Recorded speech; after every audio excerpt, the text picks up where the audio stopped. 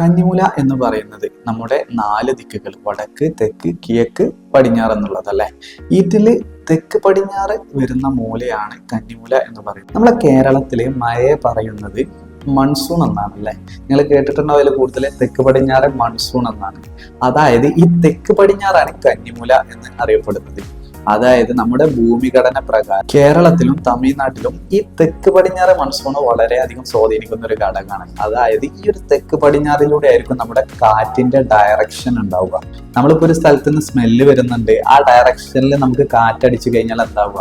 ആ ഒരു സ്മെല്ല് കാറ്റിന്റെ ഡയറക്ഷനിലായിരിക്കും അല്ലെ പോവുക. ഒരു കിച്ചണോ അതല്ലെങ്കിൽ ടോയ്ലറ്റോ ഒരു വേസ്റ്റ് വാട്ടറോ സെപ്റ്റിക് ടാങ്കോ കാര്യങ്ങളോ ഉണ്ട് എന്നുണ്ടെങ്കിൽ ഈ ഒരു കാറ്റ് എന്താണ് ചെയ്യുക? ഈ ഡയറക്ഷനിൽ അടിക്കുമ്പോൾ നമ്മൾ വീടിന്റെ ഉള്ളിലോട്ട് കയറുകയും ഇത് ത്രോട്ട് സ്പ്രെഡായി അതിലുണ്ടാവുന്ന ബാക്ടീരിയാസ് കാര്യങ്ങൾ നമുക്ക് രോഗങ്ങളും കാര്യങ്ങളും വരാനാണ് ഏറ്റവും കൂടുതൽ സാധ്യത. കന്നിമൂല എന്ന് പറയുന്നത് നമ്മുടെ